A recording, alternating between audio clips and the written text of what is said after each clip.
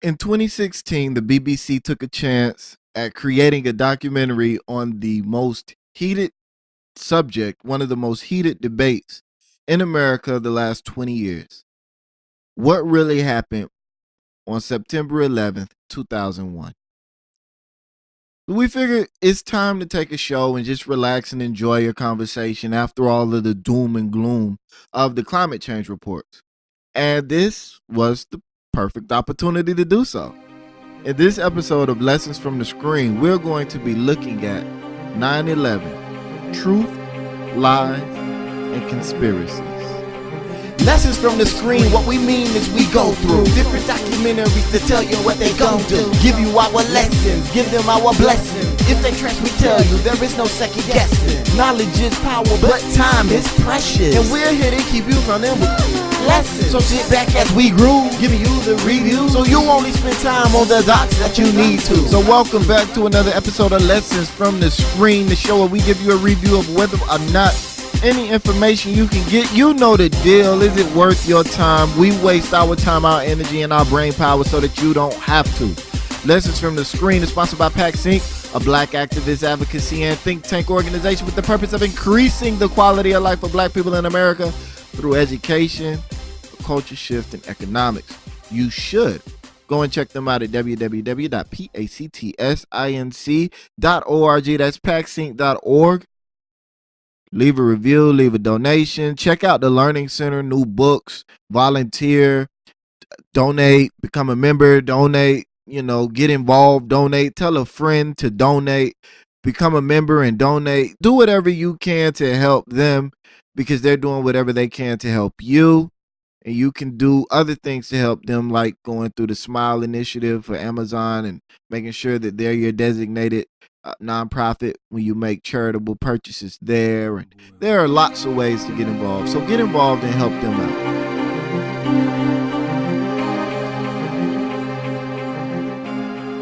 So this documentary, it starts with the conspiracies. And that was expected because it's in the title. So it starts with the conspiracies and the skeptics of the official story. It even has Dylan Avery in there. I forgot his name for a moment. It even had Dylan Avery in there, the guy who created Loose Change back in the early 2000s. I believe it was 2003 or maybe it was 2005. The Loose Change was a huge film at the time. Everybody I knew had watched it. Everybody I currently know has watched it and had an opinion on it. It was a huge topic right up there with Fahrenheit 9/11 and all these other films that chronicled the 9/11 attacks and that specifically called out the official government-backed report on what happened as saying that this report doesn't make sense. So it had him in there, and it was interesting. You get to hear how he has grown over the years and whether or not he still holds some of those beliefs. But the documentary didn't just sit on the conspiracies like a lot of these documentaries do. It asked real questions that, in my opinion, should be asked, regardless of whether or not you assume the story is true or not. And it wasn't asked from a gotcha perspective. It was asked from a perspective of, okay, well, explain this to me because I don't understand. Funding, passports, all these types of questions and more were brought up during the course of this very brief 45-minute documentary.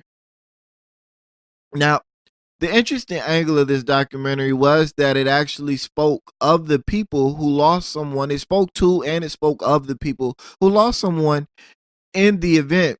And it spoke to them as survivors and real components of the story. It humanized the event more so than any of the other documentaries I've seen that come from the angle of the conspiracy, and there are a lot of them. It also spoke to the beef between the intelligence agencies, the FBI, the CIA, and the NSA, and it had high-level officials to verify the ongoing issues between the agencies. And it also presented a rarely spoken of angle that the CIA hoped to recruit some of the hijackers as spies, which is why they didn't share the intel they had with the other intelligence agencies. And it spoke to some Middle Eastern questions that I've always had, that all the way up until recently, when a 28-page report was produced, and I think that was produced a couple years back, and it spoke of the report in the documentary. But in that report even didn't necessarily answer all of my questions appropriately. But why was Saudi Arabia spared from the criticism, even though a lot of the hijackers and the sponsors and the money, it seemed like when you track this thing back, was coming from Saudi Arabia? A lot of these people were Saudis. So it never quite made sense when you start looking at these terror lists and all these other things. Why was why was Saudi Arabia always spared from American rage? And the documentary did a really good job of zeroing in on those questions and asking those questions. Now, the documentary this is the documentary that I had been waiting for, and I knew it would probably take a decade for it to come out after the event happened. This is the documentary where you finally have secret intel that's been released. It was secret at the time, it's been released. You have government officials who were government officials at the time. They're no longer government officials now. They're willing to talk. You have various agencies who are putting out statements now that might not have been putting out statements at the time. You have a timeline of events that's more refined now than you had at the time. And a lot of the questions that we had initially have simply been answered by the fact that time has passed, distance has been created, and people are now more comfortable or more willing to talk about what happened at that time than they were at that time. And the angle they took on it was something that I feel like is always an angle that's missed when you start talking about conspiracy theories. Because one of the biggest problems with conspiracy theories is that conspiracy theories remove the human element from them. And I got to stop right here and say that I'm not saying conspiracies don't exist. I'm saying that a lot of the times what people label as a conspiracy is not actually a conspiracy. If it's right out in the open, no one's denying it or trying to hide it, that's not a conspiracy. A conspiracy is a secret plan by a group to do something, unlawful or harmful. Is not a conspiracy is not a secret group doing something that nobody knows about because nobody cares to do the research. Those are two different things. If I'm operating out in the open and nobody simply nobody cares what I'm doing, I'm not engaged in conspiracy. I don't have a secret plan that I don't want anyone to know about. People just don't care about what I'm doing. And a lot of the times when people find this information on the internet, they find this information in various places, they immediately jump to conspiracy. If you found it in an open source environment, or if you found it in a book, or if you found it in official government documentation that hasn't been redacted, that hasn't been anything like that, 9 times out of 10 is not a conspiracy. At least it's not a conspiracy any longer, because now it's out in the open. Anybody can get to it. So the things out there that are true conspiracies are very, very small, very, very slim, because they're secret for a reason. And the other problem I have with conspiracy, a lot of conspiracy is, and this is one of the biggest problems with conspiracies, is the size of them. Look, the more people that are involved in something, the harder it is to keep quiet. And the more you try to keep it quiet and the bigger it gets, the more difficult that it becomes to keep it quiet, because the more profitable it becomes for somebody to speak out. So those two things kind of compound on each other to make it really difficult to say that something is a conspiracy that goes all the way to the top, because that means you have to keep all government agencies quiet. You'll have to keep all the leadership quiet at all times and in line. And if you're thinking about this logically, that is impossible to do. It's just not possible to do. A teacher in the classroom can't even keep all of their students quiet at one time. You know, you get 15 people in a room, and it's damn near impossible to control all 15 of them to the degree necessary to carry on a lot of these conspiracies that people put forth as conspiracies. So again, I'm not saying that conspiracies aren't real, because I do believe I believe in my fair share of conspiracies. And I'm not saying that nefarious things don't happen, because obviously they do. But I'm saying a lot of the times people like to label things as a conspiracy that isn't a conspiracy.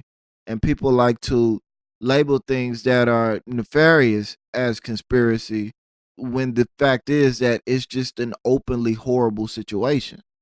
And this documentary does a pretty decent job at outlining the fact that it was a conspiracy.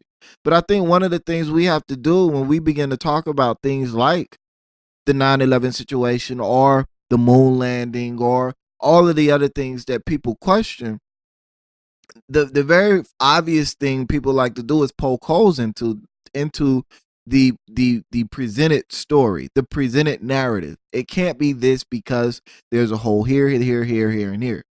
And a lot of the times people poke those holes without even doing the necessary research to try to understand with totality the nature of the thing that they're disbelieving. So you'll have people that disbelieve the moon landing, but don't understand the science or the mathematics involved in rocket propulsion or escaping the gravity or anything like that.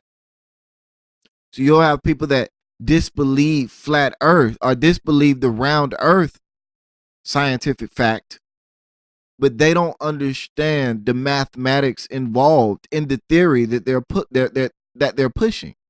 They don't understand how the impact and the implications that a flat earth would have and how that would change the world as we know it and as we live in it. So that's one of the biggest problems. And we as black people, we are very much prone to conspiracies. And even with the 9/11 thing or with the flat earth thing or with the moon landing thing, I'm not advocating one way or the other. And I'm not stating how I believe one way or the other. I'm simply saying that if we believe something, we have to be able, we have to understand what it is we're saying before we begin to peddle it, especially if we're peddling it in public. And that's one of the major situations that I have with all of these things, like the 9/11 situation.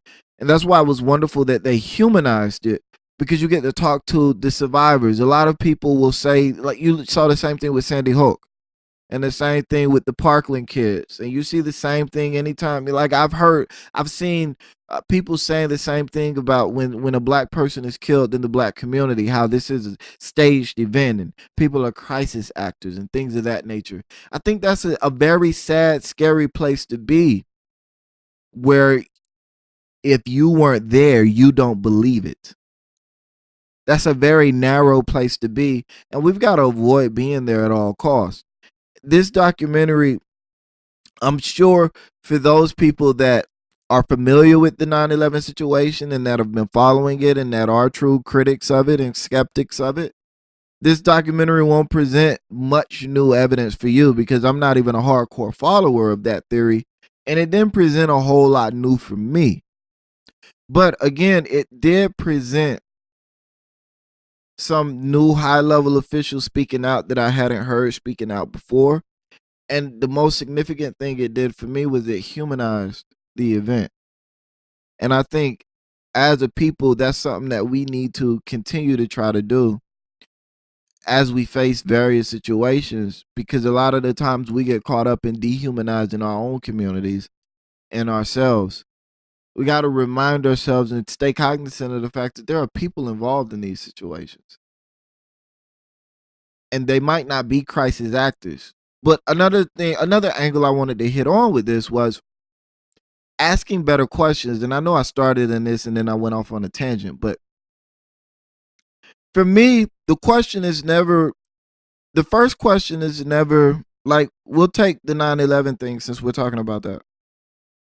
The first question for me was not who did this. The first question for me was, why did it happen? and you explore all of the different whys that are out there. Why? And when you're exploring the why, the who will be answered by exploring the why. And far too often, when we have situations like this come up, the very first question that's asked is who.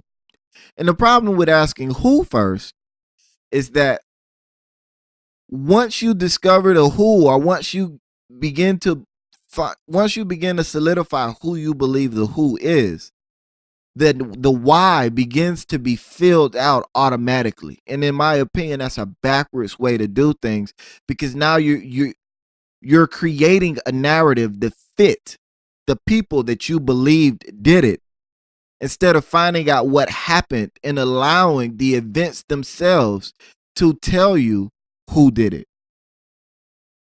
And so with all of the stories that we have coming up, that's one of the biggest takeaways for me with all of these stories of conspiracy and harm and this, that, and the third. Stop asking who did it first. Start asking, why did this happen first? Ask the why.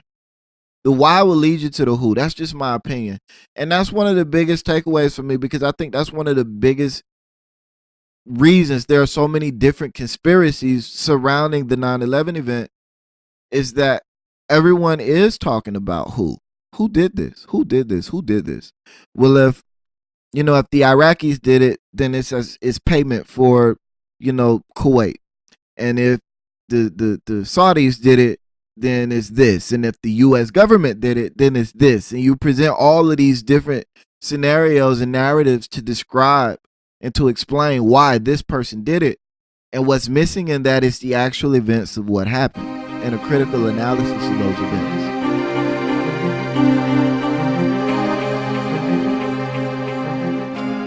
So overall, I give this documentary 3 stars. It could have been better. They could have gone a little bit deeper in answering some of the questions that they asked. They could have gone a little bit better in allowing the people that are skeptical. Well, they gave the people that are skeptics plenty of time to talk, but they didn't give the people that are believers and the high-level officials a chance to respond, enough time to respond, in my opinion. They didn't give them enough screen time. They also didn't get very deep into the engineering and the plausibility of the explanations, which I know they mentioned that a lot of these things have been disproven. A lot of the theories put forth by the skeptics have been disproven, but the documentary itself could have touched on some of the ways that it has been disproven, and it wouldn't have added any more than 10 minutes to the film. The film was only 45 minutes. Boosting it up to an hour to add a little bit more detailed content, I think, would have been extremely beneficial. But other than that, it was a nice little overview of what happened, of where we stand now on both sides of the fence. And so with that, I think it did its job. It did its job decently. I am somewhat not full disclosure. I am somewhat of a BBC junkie, if you will. I do like BBC documentaries as a whole, so there might be some bias there. Even when the BBC documentaries express bias, and I can fully admit and accept and say that there are a lot of BBC documentaries that display egregious amounts of bias. But this was a decent, very brief piece of work on 9/11 and where we stand 15 years after the event happened. When the documentary was presented was 15 years after the event had happened. So with that, thank you guys for tuning in. I'll see you next week. Got some more bombshells, some more in-depth, deep shows coming over the next few weeks. But I just want to take this show to just relax and have a conversation and maybe ramble a little bit. So if this show seems a little bit more disjointed or a little bit less focused than a lot of the other shows do, that's because I didn't necessarily I didn't want the show to be the way the shows normally are. I wanted it to be more just a conversation, just thinking, just me trying to have more of a conversation with you guys. So I apologize for those of you that didn't enjoy that. And for those of you that did enjoy it, happy you enjoyed it. But I will see you next week. Lessons from the screen, what we mean is we go through different documentaries to tell you what they gon' do. Give you our lessons, give them our blessings. If they trash, we tell you there is no second guessing. Knowledge is power, but time is precious, and we're here to keep you running with lessons. So sit back as we groove, giving you the review, so you only spend time on the dots that you need to. I want to thank you guys once again for tuning in to Lessons from the Screen. I also want to encourage you guys to head over to the website, www.freedomtrainnetwork.com. You can head over there to the website, gain access to all of the shows on the Freedom Train Network, including this one.